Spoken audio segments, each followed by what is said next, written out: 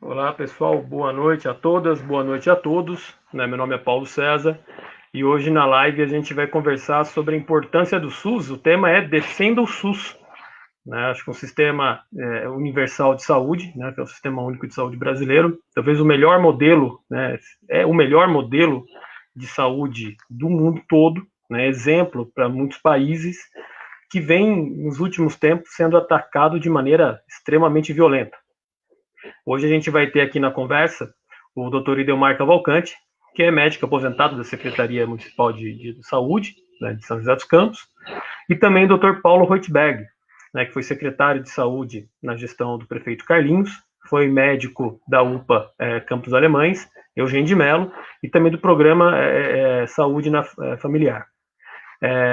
Antes da gente começar a falar sobre o SUS, especificamente, gostaria de falar também sobre uma situação que aconteceu ontem na cidade de São José dos Campos. A cidade de São José dos Campos, no começo do ano, teve uma votação da reforma previdenciária, onde a prefeitura passou a cobrar 14% da aposentadoria de todos os servidores aposentados a partir de aposentados que ganham o salário mínimo, o teto do salário mínimo. E por conta disso, nesse mês, que começou há alguns dias, o mês de junho, mês de julho, nós tivemos uma cobrança de 14%. Então, muita gente teve descontos muito grandes na aposentadoria. Um grupo de servidoras e servidores se manifestaram em vídeos cobrando os vereadores, cobrando o prefeito por conta dessa maldade. E deram o rosto, colocaram a cara a tapa para poder se manifestar contra essa decisão extremamente terrível, cruel do prefeito em cobrar justamente nesse período de pandemia. E temos aí um grande problema, que esse vídeo circulou pressionando os vereadores e alguém que não se manifesta, alguém que não coloca o nome, colocou o mesmo vídeo com o nome dessas servidoras e o salário que elas recebem. Tudo bem que isso é uma informação pública, mas não a informação pública do salário que a pessoa recebe. Mas o que foi feito foi uma exposição tremenda dessas mulheres, e desses servidores e servidoras do município de São José dos Campos. Então, é inadmissível o que aconteceu, é um crime o que aconteceu, não só uma ofensa, mas uma exposição absurda dessas pessoas. Pessoas que trabalharam a vida inteira para ter uma aposentadoria digna, para ter uma aposentadoria boa, e hoje são ameaçadas dessa forma. Então, aqui, meu total apoio a servidores e servidores aposentados da cidade de São José dos Campos, que sofreram mais esse ataque. Além do ataque da prefeitura, o ataque de alguém que não dá o nome. Então, ainda tem essa lógica da covardia. Então, aqui fica aqui meu repúdio a essa ação e a minha força a essas servidoras. Saibam que estamos juntos. Eu vou colocar aqui agora no ar, o doutor Idelmar Cavalcante, ele vai aparecer aqui ao meu lado, Tudo bom, doutor Idelmar? Tudo jóia? E vou colocar também, o doutor Paulo Reutberg, que está ali do outro lado. Boa noite, doutor Idelmar, boa noite, doutor Paulo Reutberg. Tudo bem com vocês? Boa noite. Boa noite a todos que estão nos vendo. Tudo bom aí, Paulo? Tudo bem. Quanto tempo que a gente não se vê? Pelo menos pela live. Depois do coronavírus fica mais distante ainda. É verdade. O coronavírus veio para desorganizar o mundo. Isso. O professor Paulo César, é um prazer revê-lo também nas lutas, como sempre. É um prazer, Paulo. Muito obrigado pelo convite, doutor Idelmar. Muito obrigado, doutor Paulo, pelo convite. Eu venho fazendo lives toda semana, 2 por semana, e cada uma com um tema diferente. Eu acho que o SUS é um tema extremamente importante para a gente conversar. Não só por conta da pandemia, porque eu acho que o SUS se mostrou um mecanismo extremamente eficiente no combate à pandemia, apesar dos desmontes que ele vem sofrendo, mas em todos os outros aspectos da saúde pública brasileira. E acho que hoje a nossa ideia é conversar um pouquinho sobre a importância do SUS. Eu acho que fazer com que as pessoas relembrem da importância do SUS, o quanto ele é grande, o quanto ele é bom. Claro que você precisa ajustar as coisas, mas o sistema em si ele é maravilhoso. Então, a gente vai conversar um pouquinho sobre o SUS hoje, né? Muito obrigado por ter aceitado esse convite. É uma honra tê-los aqui conversando. Acho que a gente pode fazer o seguinte, eu vou fazendo alguns comentários, os especialistas são vocês, né? Eu sou apenas um curioso. E até algumas curiosidades, algumas dúvidas que eu realmente tenho do funcionamento do SUS, da importância do SUS, né? Acho que a gente poderia começar o nosso bate-papo falando um pouquinho das características do SUS, né? Como que são a estrutura, qual é a estrutura do SUS, né? Como que ele funciona, né? Um pouco da ideia do financiamento. Depois a gente vai para a conversa lá da emenda constitucional 95, que o PEC da morte, né, como ela foi chamada. Mas acho que a gente pode começar falando um pouco dessa estrutura que o SUS possui, né? E aí eu deixo para vocês escolherem quem começa a falar. Bom, se me permitir, Demar, eu gosto muito de falar um pouquinho sobre isso, né? Em primeiro lugar, eu quero me apresentar, né? Eu acho que a maioria já conhece, mas eu sou Paulo Roitberg, né? Sou funcionário público da Prefeitura, aposentado, São José dos Campos. Sou médico com pós-graduação em saúde pública e fui secretário de saúde de São José dos Campos 2 vezes, governo da doutora Ângela, onde eu tive a responsabilidade de suceder o doutor Ildemar, que foi quem organizou bastante o SUS quando passou para mim, e o Ildemar teve a responsabilidade de também receber do doutor Gilson de Carvalho a Secretaria de Saúde, uma grande responsabilidade, né, Ildemar? E a gente deu continuidade a todo esse processo do SUS até a municipalização de São José dos Campos. Eu sou médico clínico geral também, trabalhei nos pronto-socorro, nas UPAs de São José dos Campos e na UBS de Eugênio de Mello, na UPA do Campos Alemães e como médico do Programa de Atendimento Domiciliar de São José dos Campos. Bom, eu queria tentar ser breve, eu fiz uma explicação recentemente, um companheiro nosso pediu para fazer uma live com ele, em dizer o seguinte, a primeira coisa que a gente sempre tem que colocar, professor, muito claro, é que o SUS é o maior convênio médico que existe, o mais completo do mundo. Eu falo isso de boca cheia. Eu queria saber, as pessoas às vezes perguntam para a gente assim, quando você vai a alguma instituição, qual é o seu convênio médico? E a gente fala assim, eu não tenho convênio médico. É mentira, a gente tem. Nós temos o SUS com a carteirinha, inclusive. E esse SUS, ele é mais convênio do que qualquer convênio médico privado. A diferença de um convênio médico privado e o do SUS é que um tem toda aquela situação das pessoas caracterizadas como um convênio. O SUS, ele é um convênio que ele é mais completo que os convênios privados. Por quê? Eu não conheço um convênio médico que dê da vacinação, tá certo, até o transplante de órgãos. Eu não conheço. Eu queria saber um convênio privado que dê isso. Que não tem limitação de dias de UTI. Não tem limitações de dia hemodiários. Ele dá a vacinação, ele dá o pré-natal, é isso? Ele dá atendimento odontológico, eu quero saber qual é o convênio médico completo do atendimento odontológico. Ele distribui remédios de alto custo, eu quero saber qual é o convênio médico, a não ser através de ações judiciais que distribuem remédios. Né? Então, assim, ele é um convênio médico que tem que se orgulhar demais. É um convênio público, não é de graça, é pago com os nossos impostos, mas é um convênio que vai dar assistência básica, assistência primária, até a atenção quaternária. Eu queria, rápido, eu vou tentar ser rápido, sei o que é isso. A atenção básica, para as pessoas entenderem, é o postinho, unidade básica de saúde, a saúde da família.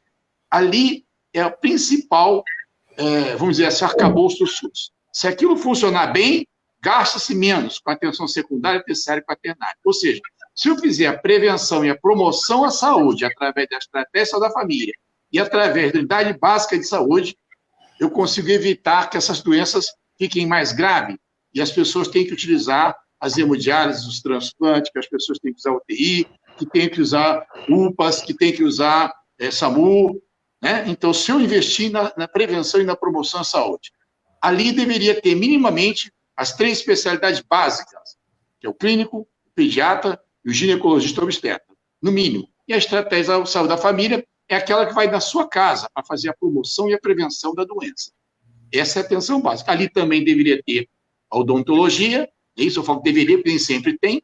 Aliás, em São José dos Campos está faltando muito, que foram vários médicos que aposentaram, e não foi reposto. Assim como nós perdemos mais de 300 profissionais nesse período agora do governo atual do PSDB, mais de 300 profissionais da saúde, o que faz com que a gente tenha um déficit muito grande desses profissionais, seja de cirurgião e dentista, ou na unidade básica de saúde, seja clínico, pediatra ou obstetra.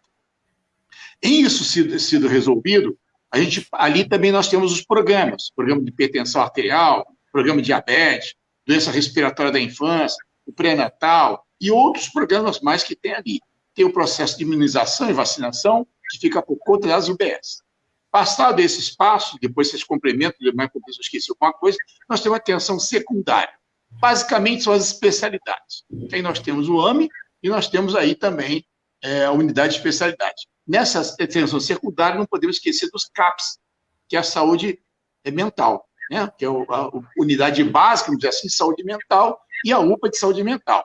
Além da reabilitação e fisioterapia, estão num patamar maior, já está na atenção secundária. Né?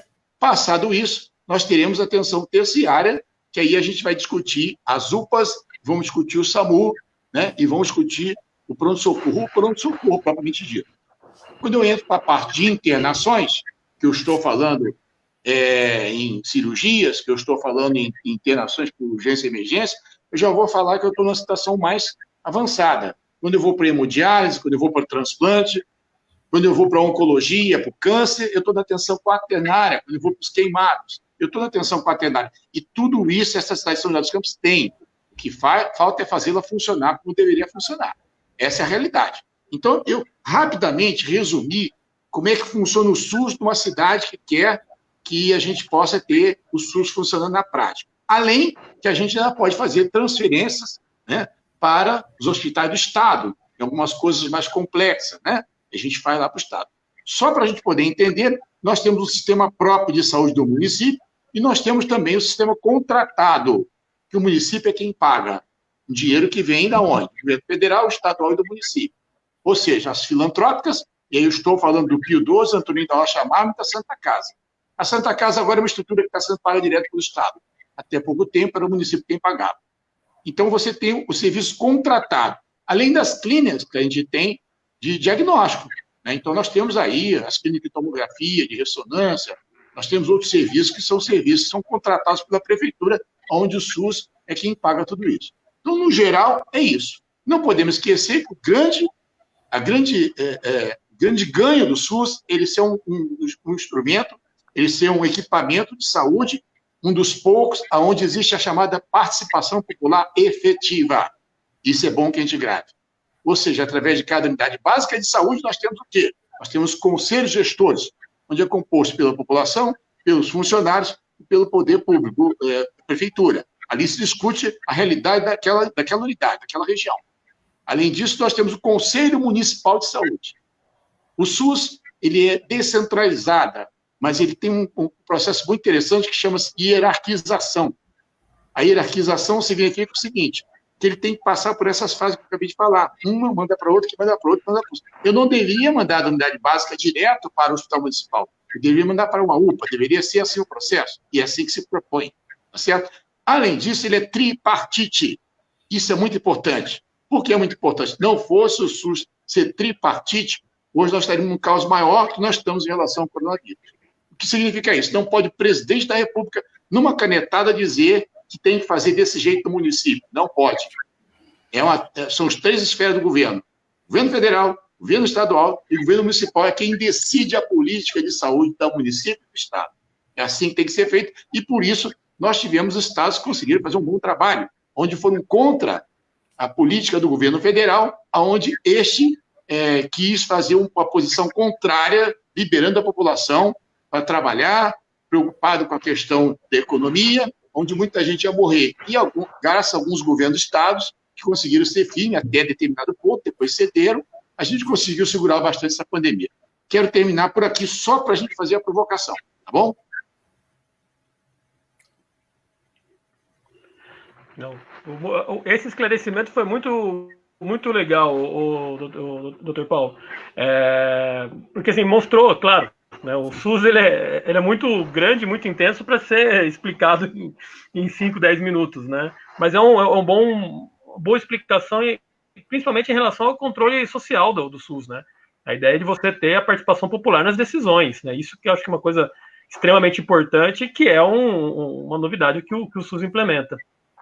Doutor Edilmar, eu queria que você me pudesse falar um pouco das suas impressões do SUS, né? A sua ação, né, por tanto tempo no SUS como médico, né, atuando de maneira muito próxima com a população, de uma maneira muito humanizada, né, como a sua história sempre mostrou. Né? Eu gostaria que também o senhor pudesse fazer alguns comentários aí sobre o SUS. Olha, o SUS, Sistema Único de Saúde, o Paulo falou muito bem, ele é uma conquista da população. Não é uma conquista que surgiu do nada. A luta por uma saúde pública remonta a muito tempo. Desde o começo do século XX, já havia manifestações da população para conseguir algumas garantias. Isso surgiu lá, já em 1923, surgiu uma lei chamada Eloy Chaves, que criava as caixas de aposentadorias e pensões. Essas caixas de aposentadorias e pensões, posteriormente, deram origens aos institutos de aposentadorias e pensões. Esses institutos de aposentadorias e pensões, eles se organizavam por categorias profissionais. Então, você tinha, por exemplo, o IAPB, que era o Instituto de Aposentadorias e Pensões dos Bancários, o IAPTEC, o IAPI, o Instituto de Aposentadoria e Pensões dos Marítimos, etc. Esses institutos, eles tinham o objetivo de garantir para o trabalhador daquela categoria uma certa segurança social, incluindo assistência médica. E conforme a categoria, essas assistências médicas eram mais bem planejadas ou menos planejadas.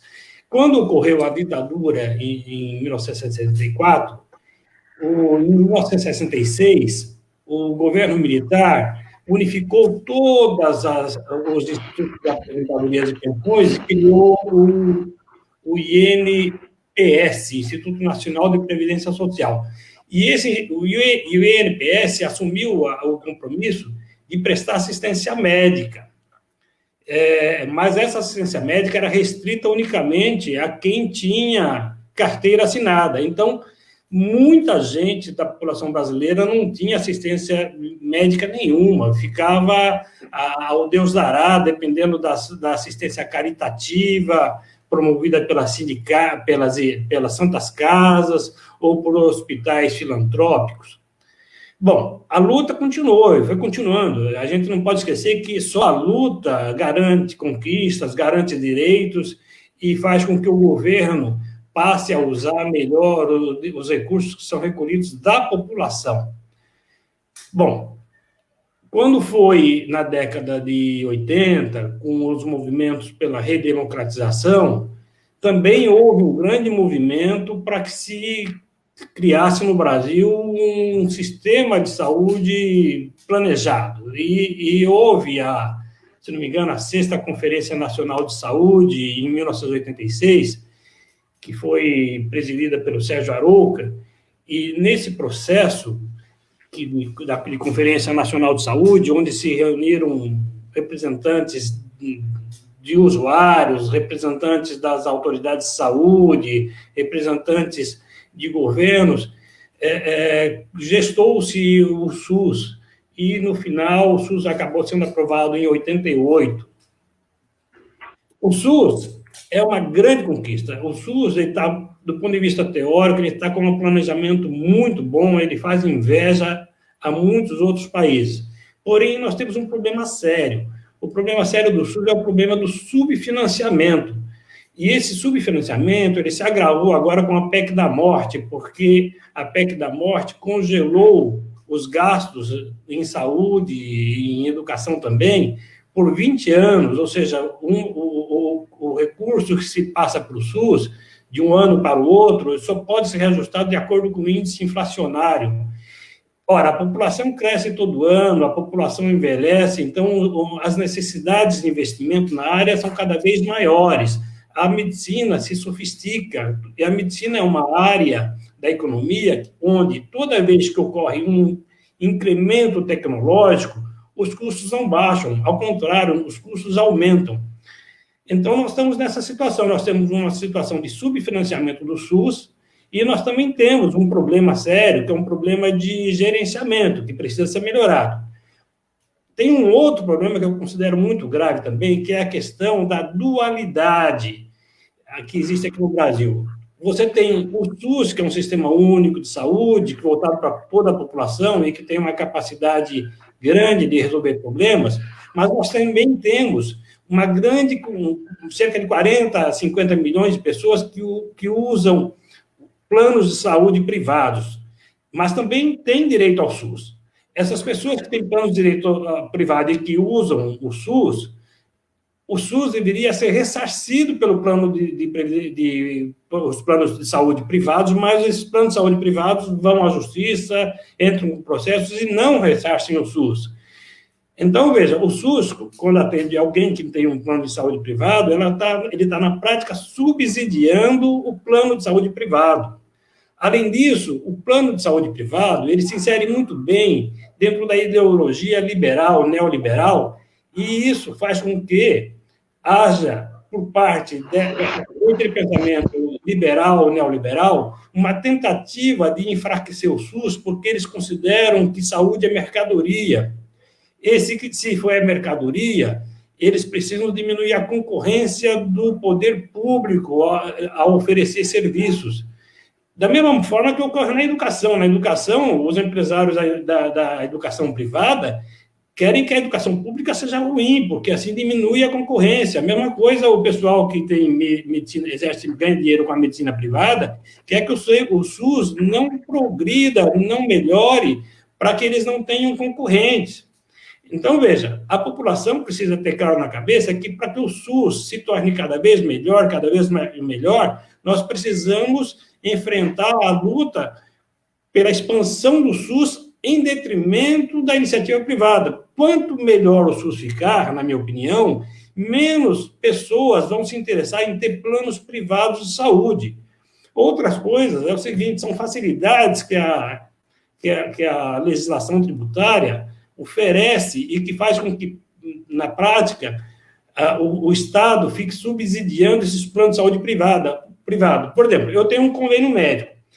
A lei atual me permite que eu desconte do imposto de renda o que eu gasto com o convênio médico. Eu, na minha opinião, acho que isso é errado. Não deveria. O SUS deveria ser bom o suficiente para que eu pudesse usar o SUS sem ter necessidade de pagar um plano privado, entendeu? Então, eu acho que nós temos que educar a população a entender que o SUS é fundamental, é essencial, e o SUS não está terminado. O SUS necessita do apoio, da luta, do engajamento de toda a população na defesa do SUS, na melhoria do SUS e na denúncia na denúncia do comportamento, digamos assim, predatório em relação ao SUS, promovida pelo setor privado da saúde. Passo para vocês. O doutor Demar, você falou uma coisa interessante que eu nunca tinha pensado. Que quem tem convênio, então, vai abater lá no imposto de renda um valor X, né, de acordo com quanto você ganha, quanto você paga de imposto de renda e que paga de convênio. Essa renúncia fiscal que o governo faz, né, eu não faço ideia de qual valor seja isso, mas eu tenho certeza que é um valor gigantesco. Se esse dinheiro não houvesse essa renúncia e esse dinheiro fosse reinvestido no SUS, muito provavelmente a gente teria aí uma alimentação do sistema, fazendo com que ele melhorasse, e muita gente migraria, né, dos convênios para o SUS, né? Essa lógica é muito interessante, eu nunca tinha pensado nisso, né? É isso que o senhor quis dizer, né? Claro. No fundo, o SUS, ao se chamar Sistema Único de Saúde, ele está correto. Mas, na prática, ele não é um sistema único de saúde, porque a gente convive com um sistema paralelo de medicina privada que não tem interesse no SUS. Quem tem, o cara que é dono de um hospital privado, ele quer que o SUS fique do jeito que está, com grandes filas, dificuldade de atendimento, demora de atendimento, porque isso beneficia o hospital dele, beneficia a empresa dele, entendeu? Isso também ocorre na educação, certo? Isso, se a gente for pensar em termos gerais, isso também ocorre na segurança, ocorre em outras áreas onde o poder público deveria ser hegemônico. Sim. Então, muito legal. É triste, né? É legal a lógica, mas é triste a gente perceber que isso é um modelo. Ô, Paulo, uma coisa que eu fiquei pensando agora nesse período de pandemia, né? Que a pandemia causou uma crise econômica. Né? Muito se discute de que o isolamento causou a crise econômica, e eu não concordo com isso, eu concordo que a pandemia trouxe uma crise econômica, isso acho que é uma realidade, e isso vai fazer com que muita gente não consiga mais pagar os convênios médicos, né? Que as pessoas vão ter que fechar seus contratos, e obviamente não para o SUS serem atendidas. Só que a gente está vivendo no momento, né, desde 2017, de congelamento dos investimentos, né? E aí, como que a gente faz? Né? Um SUS que já vinha precário, né, por conta desses ataques todos, e essa situação que não era esperada nesse momento, né? Apesar de todas as pesquisas dizerem que as pandemias acontecem de tanto em tanto tempo, né, mas quando vem, pega todo mundo de surpresa. E aí a gente vai ter uma situação de grande demanda para o SUS sem aumento de investimentos. E que cenário é esse que a gente tem para os próximos anos? Professor, foi muito bom você ter colocado isso, que, na verdade, eu até acho que não foi só a pandemia, ou a discussão não é só a pandemia que causou a crise econômica. A crise econômica já vinha. Com essa política do presidente da República, Jair Bolsonaro e do Guedes, que é uma política que eles só fazem cortar, não mostra nenhuma forma do país crescer, não mostra nenhum recurso novo de investimento no nosso país, não se fazem obras públicas, pararam o que se fazia, o país já vinha numa recessão. Na verdade, o coronavírus, o Covid, a pandemia, veio a agravar uma situação que eles já estavam sem controle, Eles tiraram direitos do trabalhador, é isso? Mexeram na CLT, tiraram de direitos da população, como a emenda constitucional 95, o Demar falou, que só na saúde foram 20 bilhões que foram tirados, você tem uma ideia dos valores, né? Então, já vinha agravando a situação do subfinanciamento do SUS. As pessoas já vinham fechando seus convênios, não foi a pandemia que provocou isso. As pessoas, na recessão que já vinham cortando, que a primeira coisa que as pessoas cortam são os seus convênios médicos. Já vinham cortando. E o governo, ele foi ajudado financeiramente, uma série de deputados, por empresas privadas de saúde, por convênios médicos. E eles começaram a flexibilizar para os convênios médicos coisas que até o final do governo da Dilma, antes dela ser deposta, não acontecia. Um convênio médico, ele tinha que cobrir tudo, ele não podia simplesmente cobrir só o atendimento. Hoje, o que explodiu de convêniozinhos que só dão atendimento médico, mas se você precisar de um exame, você tem que pagar, se você precisar de uma internação, você tem que pagar, se a sua mulher fizer um pré-natal, ela faz o pré-natal no convênio médico com a consulta do obstetra, mas na hora de fazer o parto ou a cesariana, ela tem que pagar e vai para o SUS. Eles começaram a fazer esse tipo de convênio médico meia boca, está cheio desses convênios por aí, onde as pessoas saem daquele convênio maior, que era mais amplo, que pagavam mais, e vão para esses subconvênios, vamos dizer assim, né? E esses convênios resolvem um problema, ou minimizam um problema, que é a questão do acolhimento, que a unidade básica de saúde ainda tem dificuldade de resolver, né? Então, eles atendem aquelas consultas básicas, faz exames básicos, urina, fezes, exame de sangue, talvez, quando muito, um colesterol, um exame um pouquinho maior de hormônio, mas, em geral, eles param por aí. Você precisa de ultrassom, tem 5 ultrassons por ano, uma ressonância por ano, 2 tomografias por ano, está escrito esses convêniozinhos médicos. Então, o que acontece? Faz com que você tenha que procurar o SUS, você sobrecarrega o SUS nessa situação. Então, assim, não é a pandemia, que provocou isso. A pandemia, ela veio agravar aquilo que já estava muito ruim. porque as pessoas, desde o governo Temer para cá, elas vêm cortando seus convênios, vêm fazendo cortes nas suas questões financeiras, porque foi aumentando o desemprego. E ao aumentar o desemprego, as pessoas viviam também dos convênios médicos, das empresas pagavam convênio médico, eles voltaram para o SUS. Então, o que acontece é isso que a gente está vendo. Só não foi um caos maior, porque a pandemia obrigou o Tesouro, né, o governo federal, a liberar recursos que ele não estava planejando liberar. Na verdade, aqueles 20 bilhões que ele tinha segurado, ele teve que liberar parte dele, que era a economia que o Guedes queria fazer. Mas, mesmo assim, a gente ficou numa situação extremamente deficitária. Tem que ter um alerta muito importante, o professor Paulo e o Demar. Está havendo uma demanda reprimida, por causa do Covid, que vai explodir. As pessoas não estão fazendo consulta nas UBS. Está parado. As especialidades pararam, a grande maioria. A oncologia tem números trágicos de pessoas morrendo em casa, né? Porque com medo de procurar um pronto-socorro não vai com medo de procurar serviço não vai até lá. E os serviços também paralisaram uma série de coisas. Então, essa demanda reprimida das especialidades, elas vão explodir. Passar a pandemia, vai explodir. Não tem dúvida. Fora aquele atendimento normal. Então, são coisas que a gente tem que realmente pensar. Se está planejado, como vai fazer quando terminar esta pandemia? Se ela terminar, pelo que eu estou vendo, ela ainda vai demorar um pouco, porque essas pessoas estão sem atendimento. A unidade básica de saúde tenta passar pelo clínico. Ou você tenta passar no pediatra, seu filho, não vai passar, não consegue. Especialidade é a mesma coisa. As que estavam andando, estão andando muito lentamente. Os exames também pararam, né?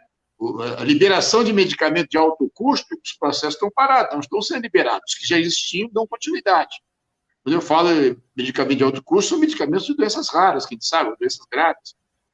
Então, toda essa demanda está reprimida, fora do que você falou, professor, dessas pessoas que vêm aumentando o desemprego. Então, para a gente, realmente, é o caminho que o Demar falou, o caminho que a iniciativa privada quer para poder fazer com que parte dessas pessoas que vão para o SUS peguem esses convênios, que eu vou dizer assim, convênio meia-boca, né? E faz algum tipo de atendimento. Aumente esse tipo de clientela. Parece que esse é o primeiro espaço do escape, são esses. Né? Você vê pessoas fugir de um convênio que dá uma cobertura maior e ir para um convênio que dá uma cobertura bem menor, e ele vai pagar menos. Né? Então, recentemente está num grupo, o pessoal sai desse convênio e vem para esse aqui, que está muito melhor, está muito mais barato. Está muito mais barato, vai ter que ler o que está escrito ali, você vai ser atendido o que precisa. Da internação, né? E tudo mais, das cirurgias, para de carência. Esse é o caminho que está sendo construído. E o mais grave, pessoas que vão morrer. Já morriam, vão morrer muito mais. Isso aí não é querer pregar o apocalipse do caos. É o que está acontecendo. É o que vai acontecer. Né? Então, as cidades que têm um pouco mais de estrutura, os governos municipais vão ter que investir mais. Mas como investir mais? Historicamente, São José dos Campos está sempre investindo em cima de 25% do seu orçamento, a 30%, quando a gente sabe, na realidade, pela própria legislação, deveria ser 15%. Mas a gente está investindo quase 30% do orçamento. Os governos que menos investem estão investindo 30%. Não tem mais capacidade. Você tem que se tirar 1/3 do orçamento da prefeitura para a saúde, ele não vai conseguir tirar mais. Ele tem que tirar 25% para a educação. E 30% para a saúde já foi 55%. Mais da metade do dinheiro que a cidade tem. Porque o governo federal e o governo estadual retraíram. E com essa PEC aí, então, piorou mais ainda a situação.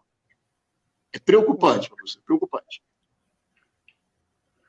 E até escutando algumas pessoas argumentando em relação à pandemia, né, tentando minimizar a gravidade da pandemia, dizendo, mas se você for nos hospitais, nas UBS, você vai ver que está vazio, não está tendo atendimento. Mas é porque está represada, né? Então, estão usando essa situação do represamento dos atendimentos dos exames para tentar argumentar dizendo que a pandemia não é tão grave assim, os hospitais não estão cheios de pessoas com outros problemas, né? A orientação é só atender aquilo que for realmente extremamente necessário. Passa por uma triagem, a enfermeira faz o atendimento e só chama o doutor lá dentro se realmente for alguma coisa que haja uma extrema necessidade. Não é isso, vai ficar em casa, vai esperar. Vai esperar. Vem trocar a receita, não, a receita pode passar novamente, não tem problema. Vai esperar. Exceção daquelas coisas básicas, pré-natal, que não parou, mas a maioria das coisas estão paradas. Você não consegue uma consulta médica. Você chega lá, quem faz o seu atendimento é a enfermagem. Já tinha aquele programa do governo atual da chamada UBS Resolve. E, na verdade, a UBS Resolve nada mais foi do que esconder a fila.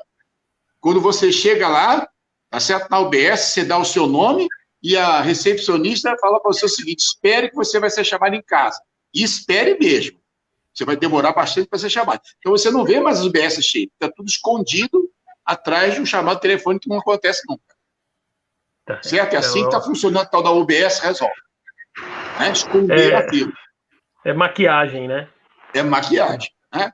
E tem algumas coisas mais graves, se o Demar me permitir fazer essa consideração, que eu acho que eu estou tomando mais tempo do que o Demar, que é uma pessoa que tem uma formação mais sólida do que a minha. O Demar já estava nessa praia quando eu cheguei. Um outro Mas o Demar, se me permitir, eu queria fazer uma consideração, e eu faço questão de fazer, e por favor, não me levem a mal, as pessoas que estão assistindo, é sobre essa propaganda, o Paulo, que estão fazendo, professor Paulo, do hospital de retaguarda. Eu queria tanto que você tocasse esse assunto, esse hospital de retaguarda, que está sendo construído, ou construiu ali do lado da Vila Industrial, ou o que eles chamavam de hospital de campanha. O tempo todo, não só os nossos vereadores, mas também outros vereadores, pressionaram para que o governo fizesse, o governo municipal, o prefeito Felício, fizesse um hospital de campanha. E o tempo todo ele negou, dizendo que não precisava fazer hospital de campanha, porque o número de pacientes ali não era suficiente para haver necessidade de investimento desse. De repente, ele conseguiu conversar com os empresários e vendeu para os empresários a ideia que ia construir um hospital de campanha. Os empresários da cidade, de uma forma assim, de colaborar com a cidade, bancaram esse hospital todinho. 100% de dinheiro dos empresários. E o que ele entregou não foi um hospital de campanha. Ele falou dos meios de comunicação, recentemente na rádio, que ele estava entregando um hospital de retaguarda. E aí foi questionado ao prefeito, esse hospital de retaguarda, quando é que as pessoas de Covid podem ir para lá? Como é que vai ser acesso a essas pessoas de Covid? Serão transferidas essas pessoas que estão com coronavírus, internadas em enfermaria de clínica lá para esse hospital de retaguarda? Ou eles vão poder passar no ambulatório e vai encaminhar para lá, porque eles precisam ser internados? Como é que eles vão ser internados? E a resposta do prefeito está na rádio Band. Foi o seguinte: não, esse hospital não é um hospital de Covid. Mas como não? Ele não foi construído com dinheiro do empresário dizendo que é um hospital de Covid para retaguarda. Não estão falando nas redes sociais, olha, o prefeito construiu um hospital de Covid mais rápido que a China, em 45 dias. Não, não é. Mas como não é, prefeito? Falou, não, isso aqui é um hospital, nós vamos tirar a pediatria de dentro do hospital e do Lúcio Montoro, que a pediatria estava dentro do Lúcio Montoro e do hospital municipal. E o Covid já estava avançando, os pacientes para dentro dessa área. Nós vamos tirar a pediatria e botar no hospital de retaguarda. E o hospital municipal é que vai ser o hospital de Covid. Deu para entender? Estão vendendo uma coisa que não é verdade. Nós transformamos aquela estrutura todinha construída numa enfermaria de pediatria. Eu não estou falando que quiser, pode ir lá ver. Uma enfermaria de pediatria, não de Covid, como foi pregado. Isso é uma denúncia séria que a gente tem que fazer. Eu não estou vendo que vai ser repercussão. E eu sempre cobro isso o tempo todo, tenho cobrado. Eu tenho falado frequentemente de uma dificuldade, dos grandes erros da gente. Primeiro, nós não temos em São José dos Campos um plano para o Covid. Não temos. Pelo menos que a população saiba. Nós não temos uma proposta. Nós agimos por impulso. Aumentou alguma coisa, eu aumento o leite UTI. Eu diminuo o leite de pacientes normais e aumento o leite UTI de Covid. Eu pergunto para o Demar recentemente esteve trabalhando em emergência, trabalhando na Vila Industrial. E Demar, me diga, quantos dias, às vezes, ficava um paciente no box esperando a vaga de UTI que não conseguia? Quantas vezes eu fiquei 2, 3 dias com o paciente dentro de UPA e não conseguia a vaga no UTI? Como é que o governo agora diz que tem 68% de ocupação de leitos? Aonde? Se antigamente era mais de 100%, agora é 68%. Aonde que está isso? Eu, durante 30 anos, e o Demar também, ficamos tentando colocar paciente de UTI, fica brigando para colocar um paciente de UTI. E hoje você encontra pacientes de Covid em UPAs, parados nas UPAs, porque não tem onde enfiar. Você tem paciente aguardando vaga paciente grave aguardando vaga, entubado em UPA, porque não tem vaga lá, não cederam vaga. Eu não estou falando uma coisa de uma forma aleatória, não, estou falando assim, de verdade, chega para a gente, porque eu vivia ali dentro, Paulo. Eu vivia ali dentro e sei a dificuldade que eu tinha que sofrer em ter que largar um plantão passando por outro paciente, 2 pacientes entubados, porque não conseguia vaga UTI. Com o governo Ângela, a gente conseguiu aumentar bastante a lei de UTI. E o Carlinhos também ampliou mais ainda. Mesmo assim, é deficitário, porque nós somos um hospital regional.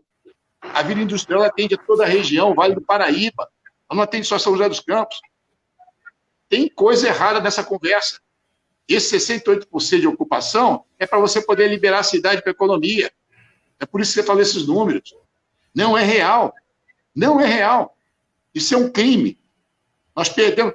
Anteontem, foi sexta-feira, se não me engano, foram 6 mortes. Nós aumentamos 24 mortes em uma semana. Da semana passada para a semana. 24 mortes. Eu estou falando 3 mortes por dia de Covid. 3 mortes por dia. E o prefeito vai para os meios de comunicação dizendo o seguinte, que pela população até que não morreu muito. Não morreu muito, senhor prefeito, são vidas que a gente está falando. Nós estamos falando em vidas. Morreu um por Covid é muito. Mais de 130 é muito mais. Então isso é uma coisa grave, que eu acho que a gente conhece a bandeira muito, não está dando para entender o que o Paulo está falando. Mas é o que eu queria falar. Não está conseguindo ouvir? Doutor Demar? Demar disse que não estava me ouvindo. Ô, doutor Demar, você está nos ouvindo?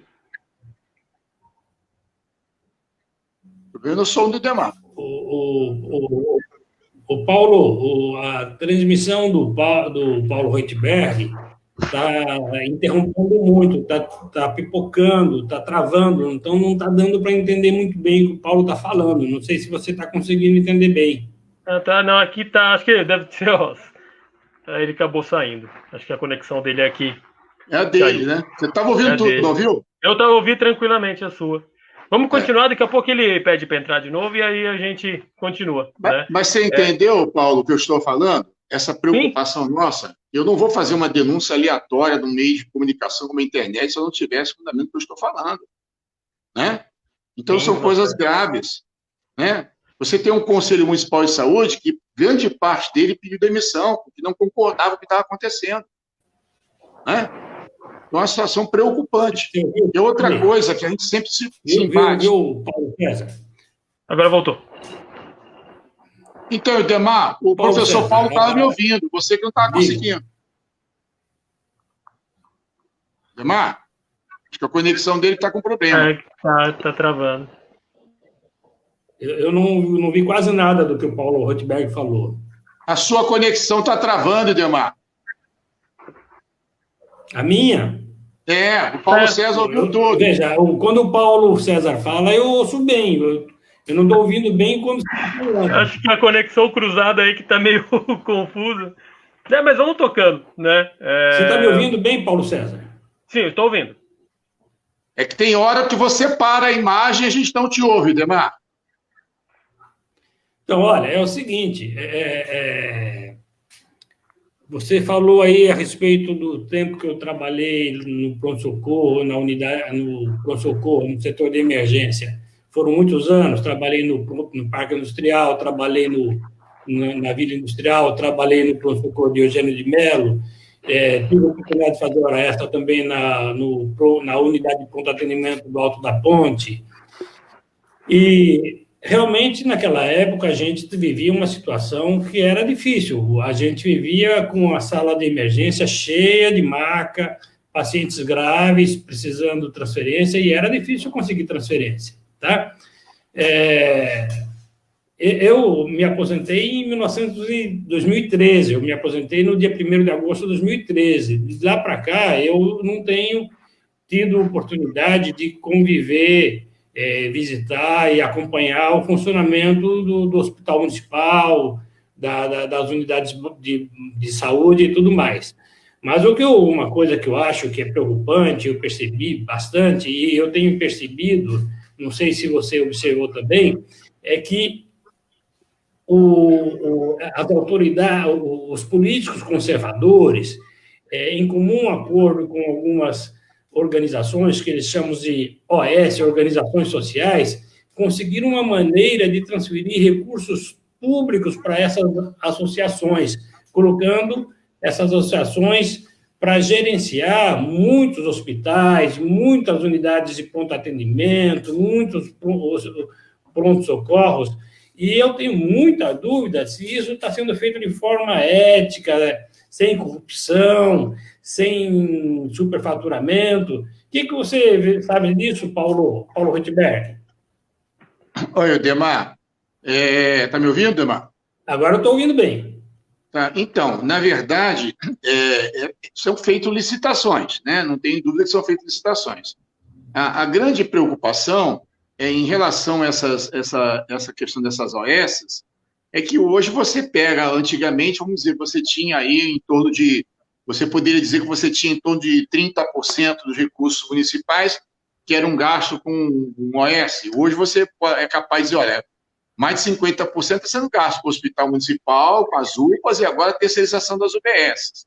Então, a questão de que há desvio de dinheiro público em relação a essas OS, eu não tenho como falar isso para você, porque enquanto a gente esteve lá, a gente tem um controle muito forte pelo Conselho Municipal de Saúde, pelo Tribunal de Contas e pelo Ministério Público. Era muito forte mesmo, em relação à questão de valores, a questão de aditamento, ou a questão de você fazer com que haja um novo plano de trabalho. A luta era muito grande, porque são vários olhos.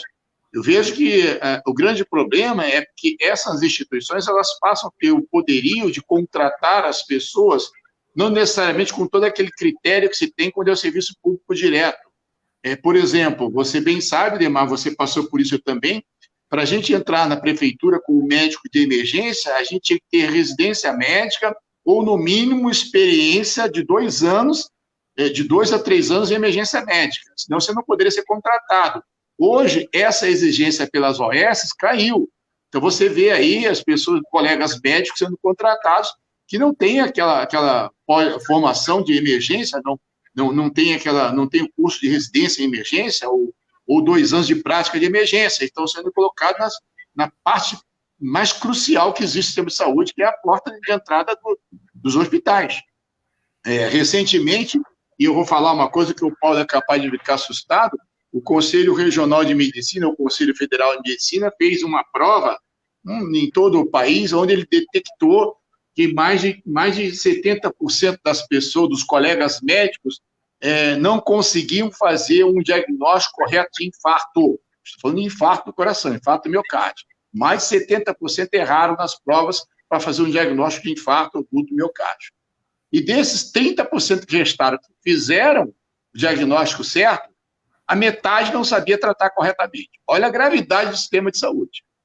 Então, a preocupação quando você terceiriza é que a qualidade não seja exigida igual o serviço público exige para que você participe do serviço público de urgência, emergência e outro serviço público também. Essa é a preocupação. A segunda também que existem fortes indícios de que são colocados funcionários dentro da rede de saúde por indicação política. Eu não digo o médico, mas uma série de outros funcionários da área da saúde são colocados por indicação política, mesmo fazendo aquele teste que tem que ser feito, que na verdade não é um concurso público que eles fazem uma prova de seleção. Então, há um direcionamento onde aí as pessoas conhecidas do poder público acabam indicando aí seus apadrinhados. E a outra coisa também é a falta de controle na compra de materiais que existe dentro dessa AES. Então, não há um controle rígido, igual se faz em cima de serviço público direto, quando você compra equipamento, um tomógrafo, ressonância, e o que pode acontecer por ali, medicamentos e outras coisas mais, equipamentos de outro gênero. Então, acho que nesse cenário aqui, Demar, que eu tenho uma preocupação maior, porque a contratação, em geral, ela é feita dentro da licitação que é permitida, salvo algumas situações. Por exemplo, agora na pandemia, houve a brecha na lei, por conta da pandemia, que poderia se fazer contratações sem fazer licitação. E aí resultou no que você viu, né? Uma OS lá no Rio de Janeiro, a mesma que aqui no Dória aconteceu, contrataram um serviço e eles não forneceram o serviço que deveria. Compraram respiradores e, em vez de respiradores, eram só monitores, né? E valores superfaturados, porque não há aquele controle que está dentro da pandemia.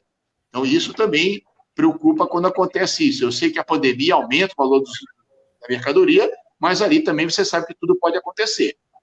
Então, realmente. Agora, eu vou parafrasear, o Idemar, o que o nosso professor Justo de Carvalho falava. Ele falava o seguinte: a questão da terceirização, ou de você fazer ou você fazer pelo Estado, vamos dizer assim, pelo município, o serviço público, é uma questão mais de formação, de ideologia, não ideologia partidária, ideologia e compromisso com o serviço público do compromisso de gestão. Porque ele falava o seguinte: existem serviços públicos que fazem péssima gestão do serviço de saúde ou de educação que for. Existem serviços terceirizados que fazem péssima gestão também. Agora, existe serviço terceirizado, e o Justo falava isso, que é melhor do que muito serviço público. Existe serviço público melhor do que muito serviço terceirizado. O que ele quer dizer com isso? O principal é o controle. Quando você faz a terceirização, ela é uma questão nossa. Nós somos contrários à terceirização porque a gente quer a valorização do servidor público.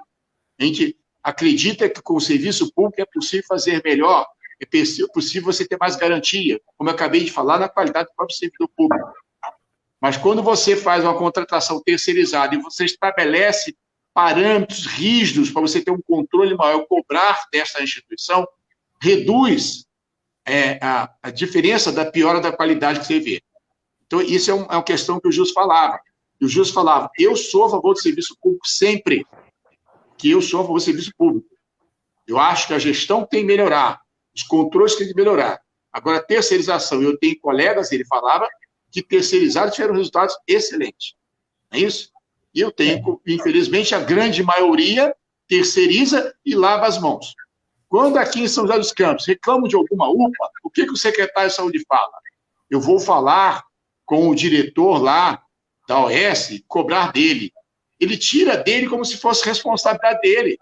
Não, senhor secretário, é o senhor que é responsável.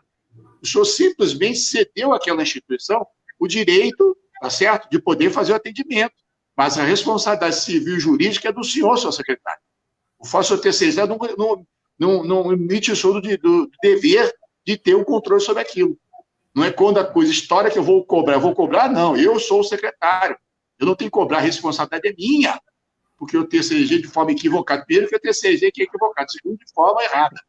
E agora, aquilo que era inalienável, que era atenção básica, que era o serviço médico, atendimento médico, atendimento de saúde direto. Você lembra, Idemar, que era proibido terceirizar a atenção direta. Médico, enfermeiro, enfermagem, você podia terceirizar a recepção, a limpeza. Agora não. A nova lei pode terceirizar, inclusive, o serviço médico. Então, realmente, está ficando uma situação extremamente difícil.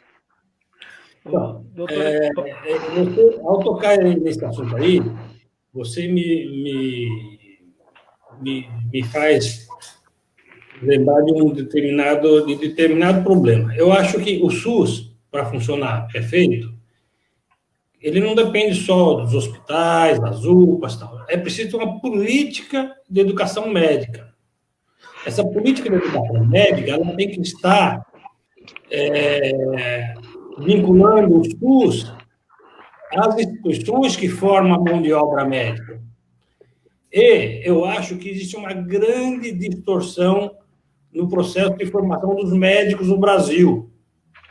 Os médicos no Brasil, eles são selecionados fundamentalmente objetivando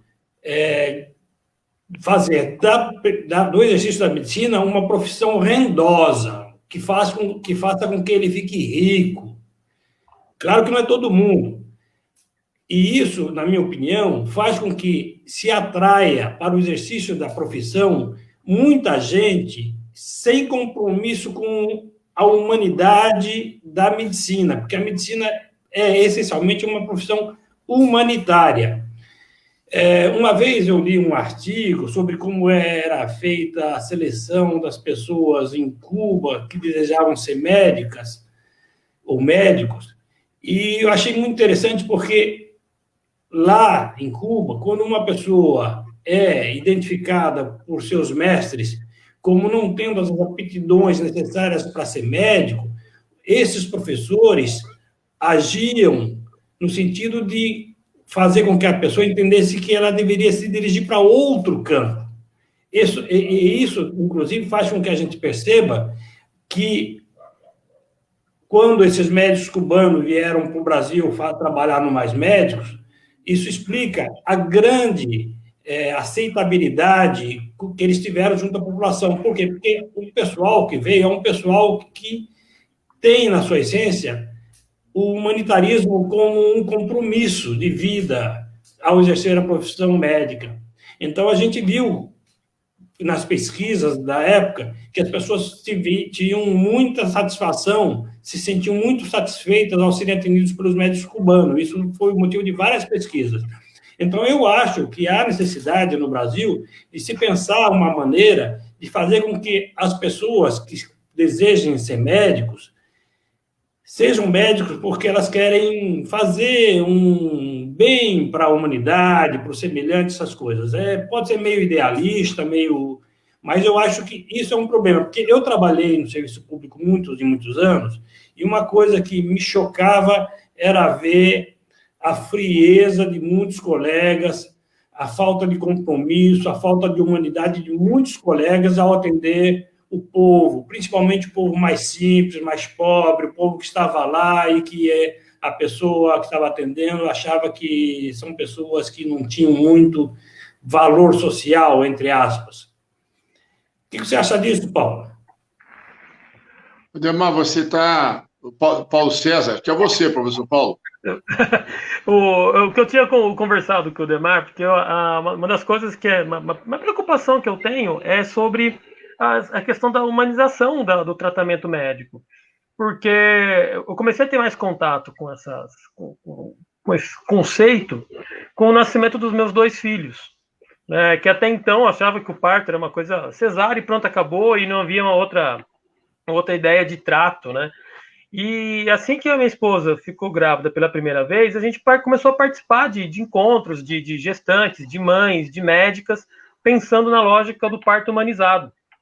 E aí que eu fui entender a lógica, que não é só o parto em si, né? É todo o processo de pré-natal, né? Do depois do nascimento, no dia em si, né? Então, tanto é que no primeiro parto, na primeira gestação, foi no hospital, né, Jacareí, no Hospital São Francisco, e foi um parto humanizado, né? A médica estava lá, mas praticamente ela não fez nada, ela estava ali para garantir, né? Quem fez o parto mesmo foi a minha esposa, ela que teve o bebê, e a médica estava ali para caso precisasse, né? E tanto é que no segundo filho, a gente conversando com a mesma médica, que a gente começou a acompanhar, a gente aventou a possibilidade de fazer um parto domiciliar. E fizemos, né? O nosso segundo filho nasceu em casa, na sala de casa, com meu filho do lado, vendo tudo acontecendo, né? Claro, com uma equipe, né? A gente, não é uma coisa que a gente fez sem acompanhamento. Mas a diferença que foi para a gente, né, é ter esse acompanhamento humanizado, esse atendimento humanizado do princípio ao fim, né, das 2 gestações. E eu vejo o quanto isso é rico para a gente, né? Então, eu pensando, mas eu paguei, né? Então, eu tinha condição e paguei por esses partos. O quanto que mulheres, né, mais pobres, jovens, que passam pela mesma situação da gravidez, né, que é algo que é normal, e a gente tem um problema, principalmente da gravidez e adolescência, e elas vão ser atendidas no hospital público, e muitas vezes a violência obstétrica é gigantesca, né? A quantidade de violência obstétrica que acontece é inimaginável, né? Então, isso é um exemplo do que acontece, claro que isso em todas as áreas, né? E é isso que o Demar trouxe, né, para a conversa, era que eu ia perguntar, ele já colocou e achei muito legal, que a ideia é assim, o quanto que é importante, né, o atendimento humanizado, né, em todas as etapas do atendimento médico, né, da vida da pessoa, do modo geral, né, em todos os momentos. Mas o atendimento médico, porque se você vai ao médico, você está fragilizado. Se você procura um tratamento, se você procura um atendimento, porque você está fragilizado, ainda você é atendido de uma maneira violenta. Você passa por violências, né? Então, eu acho que essa ideia que o Demar falou, da formação, né, do indivíduo, né, que não é apenas para ganhar dinheiro, para enriquecer, eu acho que isso é algo que tem que ser um critério, né? Deveria ser um critério, né? E eu não sei como que você pensa em relação a isso, doutor Paulo, que é a ideia de quanto mais humanizado, eu acho que melhor esse atendimento vai ser, né? Acho que é uma questão óbvia até. Eu concordo com você, Paulo, e com o Ildemar. Eu acho que, assim, um dos grandes problemas nossos, em primeiro, é cultural mesmo, né? A gente é de uma geração onde as famílias queriam um doutor na família, né? Então, queria ter um doutor. Tinha que ser um doutor advogado, um doutor engenheiro, um doutor médico, e as esposas também iriam casar com um doutor. Então, nós tivemos uma situação cultural herdada, né? Da questão dos doutores. E depois a gente começou a proletariar as profissões e nós não acordamos para isso. Nós continuamos achando que dentro da medicina é o local de você ter status, o local de você enriquecer.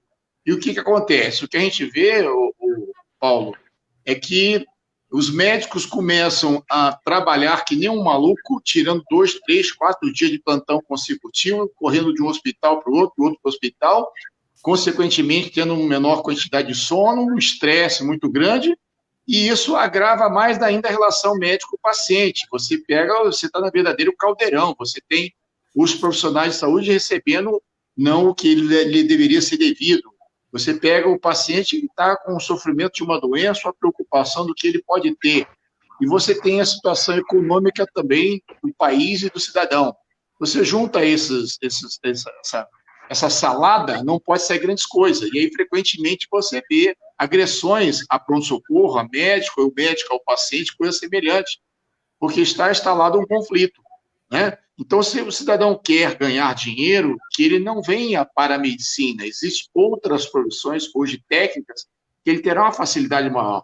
E ele vindo para a medicina, ele tem que entender que ele vai passar por esse processo preocupante, né? Porque, inicialmente, é isso que acontece. A minha geração e da Ildemar, quando a gente se formava, a gente andava de ônibus bastante tempo, 1 ano, 2 anos, como residente, cheguei a pegar trem, né?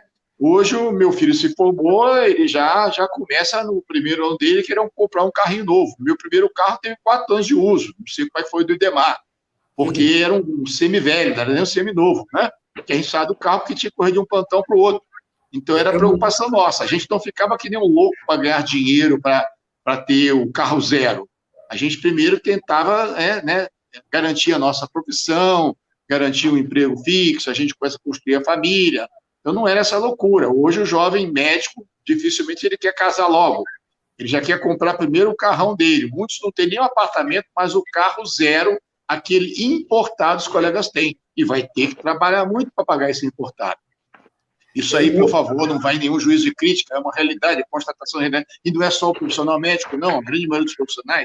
Isso, lamentavelmente, vem influenciar no seu dia a dia. Você tem uma profissão extremamente estressante. A medicina é estressante. Você vive sob estresse o tempo todo, né? Você aposenta e fica ouvindo o barulho da sirene da ambulância, né? Que fica aqui na cabeça da gente. É preocupante. Por mais que você não tenha esta relação que o Demar falou, entenda que você continua no estresse, não saiu do estresse.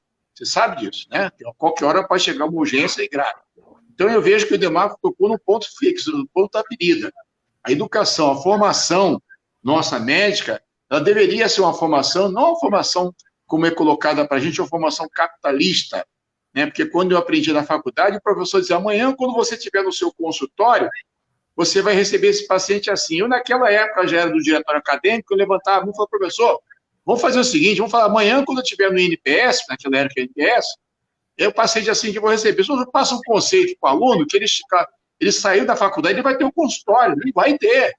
Ele vai trabalhar no INPS. Vamos começar a falar para os colegas nossos que amanhã, quando você estiver batendo o cartão, que a gente não assumiu ainda que a gente é proletariado, que a gente bate cartão, a gente continua achando que a gente é doutor, não é isso? É o grande problema. Esse é um grande problema. Então, na sua formação, seja na formação dos primeiros anos de estudo, até dentro da faculdade, não passar para você que, em vez de você examinar o paciente, você tem que pedir exame. Na minha época, do Ildemar, acredito também, O exame chamava-se exame complementar. O que quer dizer isso? Para complementar um raciocínio que eu já sabia que o paciente deveria ter. O meu professor dizia o seguinte: está aqui o paciente X com essa história. Você tem que dar 3 hipóteses diagnósticas. Você tem meia hora para fazer perguntas para ele e examinar ele. Aí você me diz as hipóteses de que ele pode ter doença. Depois você vai pedir o exame. Para completar, para ver se você acertou o diagnóstico dele. Hoje não. A gente chega em algum lugar, o cara, você tem que fazer uma tomografia. Estou com a dor de cabeça. Tem ressonância. É isso? Na nossa época a gente fazia biografia, né, Odemar? Hoje é tomografia de tórax. Quer dizer, é complicado. O sistema de saúde fica caro, é isso? O médico não põe a mão no paciente, lamentavelmente, e o paciente já chega com o cardápio na mão. Eu quero uma ressonância, uma tomografia, e eu quero já até aprenderam essa, eu quero uma eletroneuromiografia, que eu vi no Google. É complicado. Você tocou uma coisa interessante aí também, que agrava a situação. Veja, a profissão médica é essencialmente uma profissão técnica. O médico é treinado para reconhecer sinais e sintomas de doenças. O exame é complementar. Hoje em dia, nós sabemos que o médico pede muito exame. E pede muito exame, muitas vezes pressionado pelo paciente. E o paciente, na realidade, ele é pressionado pela mídia. Pela mídia. A todo sábado, todo domingo, no Fantástico, aparece aquelas propagandas, aquelas reportagens sobre operação robótica, coisa e tal. E aí, muitas vezes o paciente acha que isso é acessível, de baixo custo. Recentemente, eu vi um trabalho em que se observava o seguinte, que mais de 90% dos exames laboratoriais que são feitos, tanto na rede pública quanto nos convênios, dão resultados normais. Isso significa o quê? Significa que foram exames mal solicitados. Ou seja, foram exames ou porque o paciente não foi bem examinado, ou porque o médico se sentiu pressionado pelo paciente para pedir um montão de exame. O paciente, ele, na maioria das vezes, ele não imagina que aquilo lá está sobrecarregando, está gerando um desperdício de recurso imenso. Ele não imagina. E aí, agrava a situação financeira de todo o sistema de saúde, não só do SUS, mas também dos outros sistemas. Só uma questão pessoal. Quando me formei em 78, Paulo, eu fui fazer residência médica lá no Hospital das Clínicas da USP. Fiquei lá 2 anos. Saí da residência médica, comprei meu primeiro carro, foi uma Brasília 74. Isso já saí da residência médica em janeiro de 81. Então, você vê, não era como que era, a gente se formava, e olha, e durante os anos que eu fui médico do internato residente, eu era motoqueiro em São Paulo, quer dizer, motociclista. Tive sorte de não morrer, porque eu trabalhava de moto para cima e para baixo. Quer dizer, eu não sei você, mas eu vim de uma família muito pobre, então eu tive muita dificuldade para... Eu agradeço muito a ajuda, principalmente do meu irmão mais velho, que é um grande sujeito, que me ajudou bastante financeiramente para eu poder me formar legal, entendeu? Mas eu usava a moto era um veículo muito econômico, tinha seus perigos, mas eu tinha também consciência de que precisava ter muito cuidado. Mas o primeiro carro que eu comprei foi uma Brasília, com 6 anos de uso. Bom, tudo bem. Isso é só um folclore aí. Mas uma coisa também, Paulo, que eu não sei se você concorda comigo, Paulo Rotberg e Paulo César, é o seguinte: o trabalho médico é essencialmente um trabalho em equipe. O médico não trabalha sozinho. O médico trabalha com enfermeiro, trabalha com fisioterapeuta, trabalha com assistente social, trabalha com técnico radiologista. E eu vejo muitas vezes uma subalternização exagerada desses outros profissionais em relação ao médico. Eu lembro de uma discussão que eu tive, que nós tivemos na época, isso foi em 1981, 82, mais ou menos.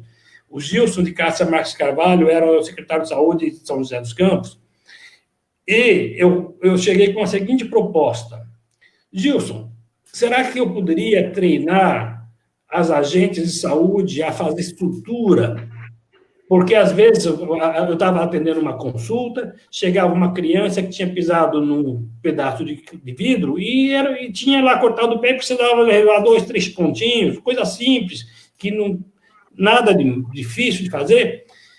E o Gilson achou que a ideia era boa. E aí o Gilson levou para uma reunião onde tinham muitos médicos. E ele era um médico que atuava nas unidades básicas de saúde. E ele colocou essa questão. E, paradoxalmente, houve quase que uma revolta dos médicos que estavam na sala, porque, tirando eu e o Gilson, todo mundo achou que não deveria a agente de saúde aprender a suturar um ferimento cortante, porque isso era um ato médico. Então, eu acho que essas coisas atrapalham muito o funcionamento do sistema, sabe? Eu acho mesmo, eu acho que o médico é um trabalho em equipe, certo? Tem outras coisas que são coisas de baixo risco, que podem ser feitas pelos outros profissionais e que também, com essa história de ato médico, você acaba não delegando. Então, eu acho que é preciso reformar muitos conceitos, é preciso descentralizar, delegar mais coisas, porque tem muita coisa que o enfermeiro, o assistente social pode fazer, entendeu? A questão da educação do paciente, eu acho muito importante, porque muita gente não sabe o custo que ele gera quando ele faz pressão para o médico pedir um monte de exame que o médico de antemão sabe que vai vir tudo normal, entendeu? Eu queria fazer eu tinha uma pergunta aqui que é de alguém que está assistindo, e eu vou colocar, só que daí você falou do ato médico, e me lembrei da discussão que teve há alguns anos, e ainda é vigente, a lei do ato médico, né? Que é justamente essa a ideia de você impossibilitar outros profissionais da saúde de fazerem ações que sejam como essa, uma sutura de um pequeno corte no pé, né? Ou qualquer uma coisa do tipo. E essa discussão acho que ainda vigora, né? Que isso sobrecarrega os médicos, dando um poder excessivo, né, aos médicos dentro do sistema, né? Claro que tem médicos, eu conheço médicos que são contrários a essa lei, mas também tem aqueles que defendem com unhas e dentes, né? E eu não quero colocá-los numa situação desconfortável, mas pelo que eu escutei de vocês, me parece que vocês são contrários a essa legislação, né? Eu só vou fazer mais uma pergunta, que uma pessoa que está vendo, uma companheira muito importante na minha vida, minha esposa, ela fez uma pergunta que eu acho que é importante, e voltando um pouco ao tema da pandemia, que em setembro está previsto o retorno dos alunos para as escolas, né? Decreto do governador do estado de São Paulo, e o prefeito vai seguir, obviamente, aqui de São José. E com números que não reduzem, né? Tanto é que você trouxe, Paulo, aí no começo, os números dessa semana de São José dos Campos, que são alarmantes. Né? Quer dizer, não há nenhum indício de diminuição de contaminação, nem mesmo de óbitos. Quer dizer, a gente está numa situação de crescente ainda. A gente não chegou no famoso pico da contaminação. Se a gente pega aquele gráfico, né, de contaminação, a gente está num patamar, parece que normalizou 1.000 mortes por dia, em média, né, por semana. E mesmo assim, os políticos, né, os gestores aí da cidade de São José dos Campos, estado de São Paulo e, né, obviamente, a presidência, querendo abrir e retornar à normalidade, com 1.000 mortes por semana. Em setembro, a molecada volta. A gente vai ter esse fluxo, tudo bem, com algumas restrições, como foi colocado, mas a molecada volta. Então, eu queria saber a opinião de vocês em relação a isso. Eu, né, sem ser da área médica, considero um crime fazer com que as crianças e os adolescentes voltem para as escolas. Queria saber a opinião de vocês sobre isso. Quer falar, Idemar? Olha, eu acho o seguinte, eu acho que ninguém, assim, antecipadamente, tem ideia de como o corpo dele vai reagir a uma contaminação com o coronavírus, com o SARS-CoV-2. A gente, hoje mesmo, estava vendo que parece que morreu uma criança ainda bem pequena, pela ação do SARS-CoV-2. Ontem, em Caraguatatuba, eu estava lá, ontem eu vi no jornal de Caraguatatuba que morreu uma senhora com 34 anos pelo SARS-CoV-2. A gente sabe que, do ponto de vista global, o SARS-CoV-2 tem uma taxa de mortalidade que aí varia em torno de 2%, um pouco mais. É mais grave em quem tem comorbidades e tem mais idade.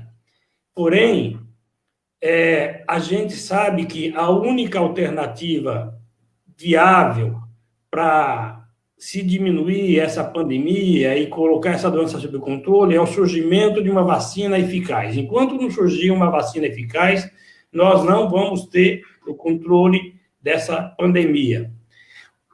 A chamada imunidade de rebanho, ela é uma coisa que pode demorar muito tempo para atingir, porque você precisa atingir pelo menos 2/3 a 70% da população para que você, tendo a população, grande parte da população já imune ao vírus, quebre a corrente de transmissão.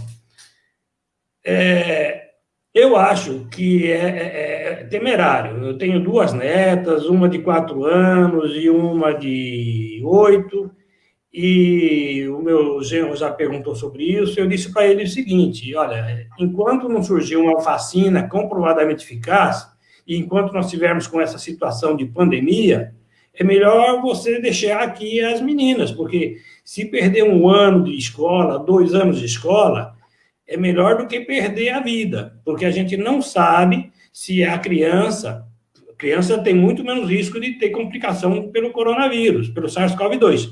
Mas a gente não tem certeza absoluta de que, se a criança contaminar, ela vai ter uma evolução benigna, tá certo? Então, essa é a minha opinião. Eu acho que deve-se aguardar o surgimento de uma vacina e deve-se aguardar o que a pandemia esteja controlada. Eu acho muito arriscado deixar, colocar crianças, vai ser um montão de crianças e uma junto da outra, elas vão brigar, uma cuspir a outra, morder a orelha da outra, rolar no chão, depois volta para casa, encontra o avô, a avó. É complicado, viu? O Idemar tocou num assunto que no final da fala dele, que eu ia falar sobre isso.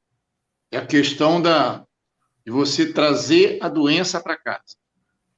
A não fosse a questão da fragilidade da criança, da gente não saber como se comporta ainda essa doença nas crianças, que é uma preocupação muito grande.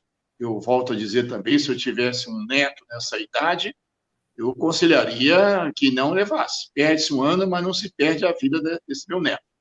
É isso? Eu sou desse ponto de vista. Além desta criança trazer a doença, porque é provável que essa criança possa estar imune, conseguir os anticorpos, se vacinar com a própria doença, mas é provável que ela traga essa doença para os seus avós e para os seus pais. É a grande preocupação nossa, que parece que não é a preocupação que está sendo colocada. Além do mais, você vê as crianças, por exemplo, lá no Japão, na China, voltando às aulas. Mas você vê a cultura do japonês, desde que a criança começa a andar, vamos dizer assim, a cuidado com a higiene, a preocupação com máscaras sempre foi. Então, você vê, se em época de pandemia ou não pandemia, porque eles vivem sempre preocupados com as doenças respiratórias, sempre as pessoas estão de máscara. O cumprimento deles não é apertando a mão, nem abraçando. Você sabe que é curvando o corpo. É isso? É assim que eles fazem, colocando a mão no coração. E a gente não, a gente tem essa coisa de apertar a mão, de abraçar, né? E as crianças nossas, né? Elas são o tempo todo muito unidas, estão sempre muito juntas. No Japão, você estabelece que aquele metro quadrado daquela criança não sai dali. Que ela tem que usar máscara, ela fica do início ao fim da aula dela com a máscara. Que antes de entrar tem que lavar as mãozinhas, lava as mãozinhas com distanciamento entre um e outro até entrar. Lava o sapatinho, ou passa aquele desinfetante na sola do sapato, e eles obedecem rigorosamente. Nós vamos ter criança aqui trocando máscara uma com a outra, como o Idemar falou, é isso? Bonitinho, vai se abraçar, vai se beijar. É isso que vai acontecer. Você não vai conseguir manter não vai conseguir manter um isolamento entre as crianças. Como é que vai fazer isso? Não tem professor, o professor não aguenta normalmente, vai reduzir o número de alunos. Tá bom, reduza, mas mesmo assim, você não vai conseguir controlar. Eu vejo que a gente vai ter um problema sério. Fora que é muito cedo para a gente colocar data setembro. Como nós falamos aqui, nós estamos ainda naquele ápice da doença. E nós estamos falando aqui em número de São José dos Campos e do Brasil, onde não se faz teste. Nós estamos com esses números todos num país e num município que não faz teste. Aqui em São José dos Campos não faz teste. Com todo o dinheiro que o prefeito recebeu do Estado, ele se nega a fazer teste. Recentemente, o Sindicato de Servidores conseguiu na Justiça que os profissionais que trabalham nas áreas essenciais, principalmente na área da saúde, garantissem que fizesse o teste. Ele conseguiu derrubar a liminar e ficaram os profissionais sem fazer teste. Só se faz teste em São José dos Campos quando você entra grave no hospital. Se você não estiver grave, está com a garganta arranhando, está tossindo, está com febre, vai para casa, fique em casa e aguarde. Toma esse paracetamol. Se complicar, você vem para cá. Então, você não tem um número de pessoas que estão com a doença. Estima-se, quando não se faz teste, estimativa epidemiológica, multiplicar de 5 a 10 vezes os números que você tem da doença. Multiplicar, no mínimo, por 5, quando você não faz teste.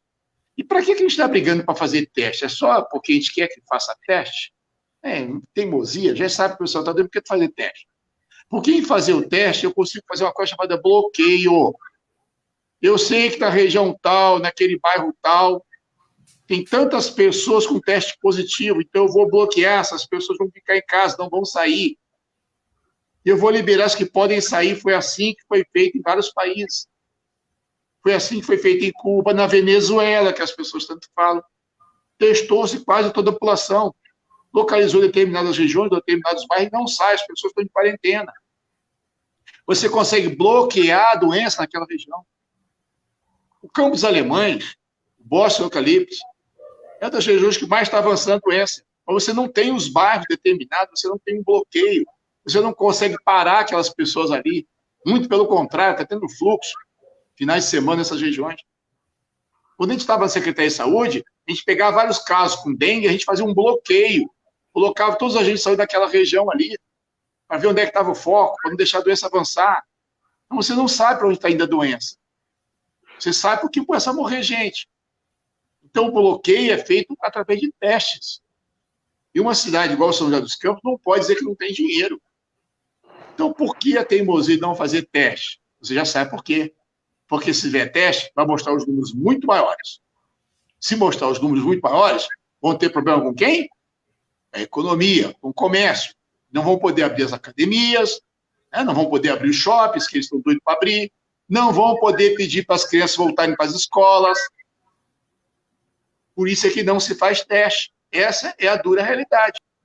Você pega Santos, uma cidade muito menor de São José dos Campos, faz drive-thru. As pessoas passam de carro, vai lá e faz o teste do carro. Santos. Para quê? Para eles fazerem um bloqueio.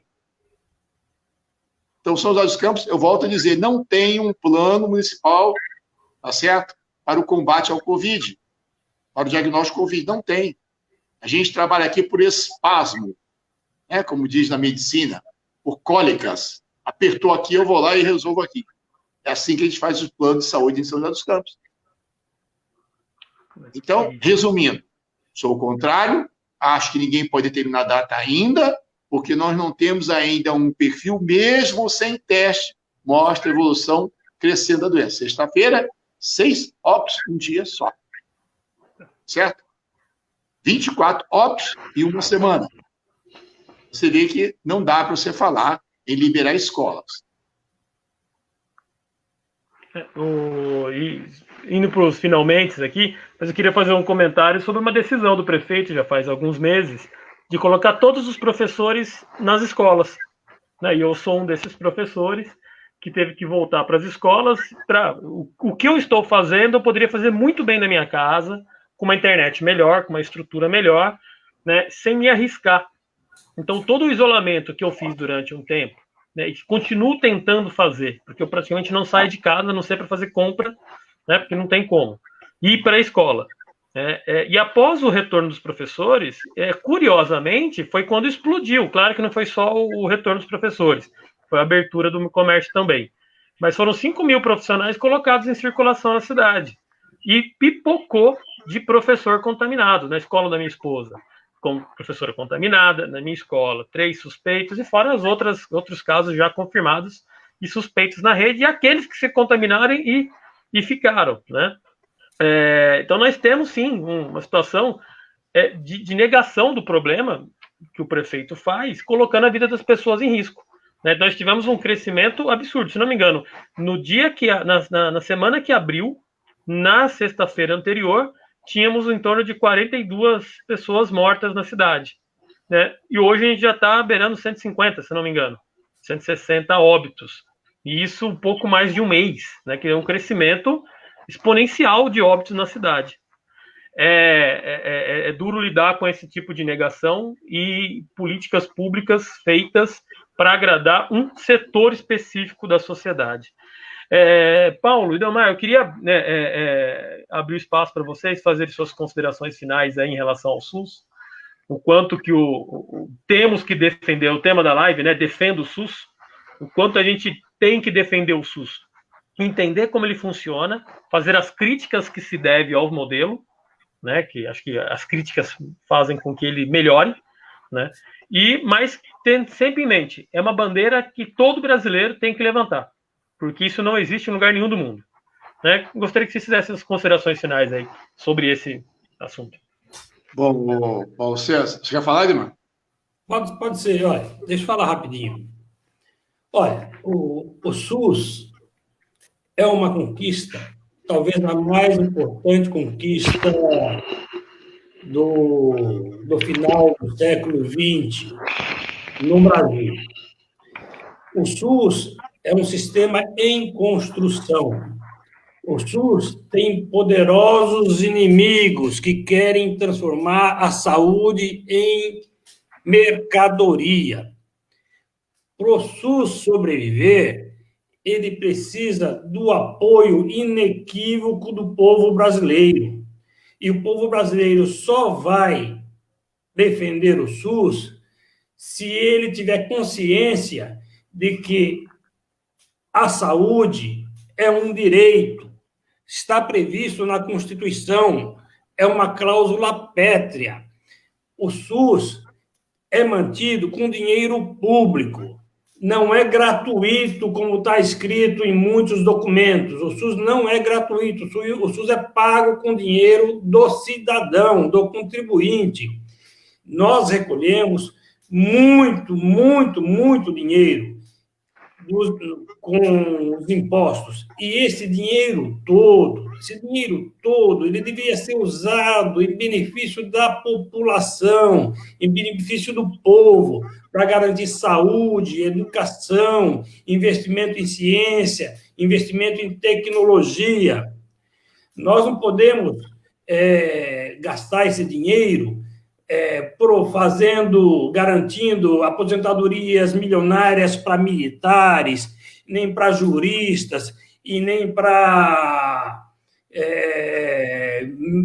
membros da alta burocracia estatal. Nós precisamos de uma reforma do Estado para nivelar e criar justiça salarial para os funcionários públicos. Não tem sentido um procurador, um juiz ganhar 100 mil reais por mês. O povo precisa ter consciência disso. O SUS precisa ser defendido rigorosamente, porque os inimigos do SUS são poderosos e o SUS não é uma conquista que está livre de ser destruída. Finalizei. Bom, professor Paulo, primeiro eu quero aqui agradecer mais uma vez o convite, né, e a honra de poder participar desse debate. Quero agradecer aí meu companheiro Demar, que para mim é um professor, conhece bastante saúde pública, é um excelente profissional. Inclusive, quando pergunto para mim quem é um bom clínico que você conheça aqui, que tem consultório na cidade, eu falo, doutor Edmar, que este eu sei que examina, esse ouve os pacientes, esse põe a mão no paciente. Esse, para mim, é o profissional que a gente idealiza que todo serviço público deveria ter. Então, é uma honra muito grande do Demar tê-lo novamente conversando, que há bastante tempo a gente não se viu. Obrigado, Paulo, por proporcionar esse momento. E quero, assim, dizer que o Demar concluiu, fechou tudo que a gente pode falar em relação ao Sistema Único de Saúde. E quando a gente fala em defender o SUS, é isso que o Demar falou, é defender mesmo. É defender aquilo que vai garantir a nossa vida, a nossa saúde. Defender o SUS não é só eu defendo o SUS. É bom, é importante os profissionais de saúde receberem palmas, aparecer na televisão, as pessoas entregar flores, né, fazer música para o pessoal da enfermagem. É muito bonito isso. Mas eu acho que mais do que isso, a gente tem que aproveitar este momento, onde há uma comoção social, onde os meios de comunicação que tanto agrediram o Sistema Único de Saúde agora defendem o SUS, e a gente dizer que defender o SUS realmente significa defender o financiamento dele, defender mais dinheiro para esse Sistema Único de Saúde. Porque passar dessa pandemia, com certeza, vão continuar querendo retalhar o SUS. Nós temos que entender que não é só na hora que a gente está precisando, tem que defender esse SUS. O primeiro passo é que haja um amplo movimento, um grande movimento, uma grande divulgação pelas redes sociais, por todos os meios de comunicação, para derrubar essa emenda constitucional 95, essa lei, né? Essa lei que foi aprovada no governo Temer e congelou por 20 anos dinheiro novo na saúde. Como o Demar falou, é impossível imaginar uma saúde com dinheiro congelado por 20 anos. É impossível. E por isso nós temos que fazer um grande movimento, abaixo-assinado, online, o que for, para que derrube essa emenda constitucional, enquanto a gente está por cima, enquanto o SUS está por cima, para que ele possa receber os seus recursos. Então, assim, defender o SUS significa defender financiamento para ele, defender recursos públicos para o Sistema Único de Saúde. Resumindo, é isso. E dizer que a gente tem que se orgulhar de ter o SUS. Eu tenho lá minha carteirinha do SUS plastificada na minha carteira, e aqui esse é o meu convênio. Mostro para todo mundo, porque é importante que a gente saiba disso, né? Eu, quando tive como secretário de saúde, no meu penúltimo ano de governo, eu tinha um problema respiratório grave, fui parar na UTI, falei, eu quero ficar onde? Na UTI, né, do Hospital Municipal. E não queria nenhuma regalia a mais, não quero comida diferente, não quero colchão diferente, quero ficar onde os nossos pacientes ficam. Até para eu, como secretário, ver o que está acontecendo, qual é o atendimento que está sendo dado para a nossa população. Então, acho que é por aí que é defender o SUS. Na hora que a gente pega grande parcela da população que começa a usar o SUS, começa a defender mais. Gilson de Carvalho, o saudoso Gilson de Carvalho sempre falava, o grande problema de a gente não ter o financiamento do SUS, um dos grandes problemas, é que as categorias que mais estão mobilizadas, que são os trabalhadores, através dos seus sindicatos, quando eles vão para discutir a pauta deles, a pauta salarial deles, o primeiro item que brigam, o que é? Queremos convênio médico. Ninguém briga. Queremos o SUS, queremos brigar pelo SUS. Que essa massa de trabalhador, se não tivesse convênio médico, esse pessoal que briga, tivesse no SUS, nós teríamos um SUS muito mais financiado. Então, acho que o nosso primeiro caminho são as centrais únicas de trabalhadores, são os sindicatos, começar realmente defender esse SUS, como já vem fazendo durante esse período agora, defender esse Sistema Único de Saúde. Acho que aí teria um grande avanço, um grande ganho para a gente colocar em prática o financiamento do SUS. Então, mais uma vez, quero agradecer a todos, agradecer os internautas que estão aí com a gente assistindo até este momento, que puderam, que não tiveram o tempo todo, mas que puderam participar. E se o Paulo César me permite, eu vou fazer uma parte pedindo às pessoas que assistiram que divulguem esse debate tão sadio, tão importante que o Paulo César nos proporcionou. Vai lá, curta lá na página do Paulo César e compartilhem, vai ajudar muita gente. E também, falando de compartilhamento, eu vou deixar esse vídeo depois no meu canal do YouTube, Professor Paulo César, né? Então, todas as lives que eu estou fazendo, eu estou colocando no YouTube lá também, para depois as pessoas assistirem em outro momento. Porque além da conversa do momento, é o conteúdo, né? Porque a minha ideia mesmo é trazer o conteúdo, né? A discussão do momento, mas trazendo... hoje foi uma aula sobre funcionamento de SUS e a importância de defendê-lo. Muito obrigado, doutor Paulo, muito obrigado, doutor Demar, pelo convite. Uma palavrinha a mais só. Eu gostaria de prestar aqui, de viva voz, um tributo ao Gilson de Cássia Marques Carvalho. Eu, quando vim para São José dos Campos em 1981, eu vim porque eu conheci um projeto de saúde descentralizada, saúde comunitária, que foi elaborado pelo Gilson. O Gilson foi um grande pediatra, um grande sanitarista, e me estranha muito eu perceber que aqui na cidade, depois que o Gilson faleceu, parece que o nome dele foi mais ou menos esquecido. Não posso dizer isso com afirmação plena, mas o Paulo, como foi secretário de saúde por muito mais tempo do que eu, pode me dizer, Paulo, você acha que a imagem, a figura importante do Gilson tem sido justiçada aqui, tem tido justiça aqui em São José dos Campos, Paulo? Eu vou ser rápido. Eu acho que, na verdade, a gente tem algumas iniciativas isoladas, não é isso? Acho que deveria ser mais do que isso.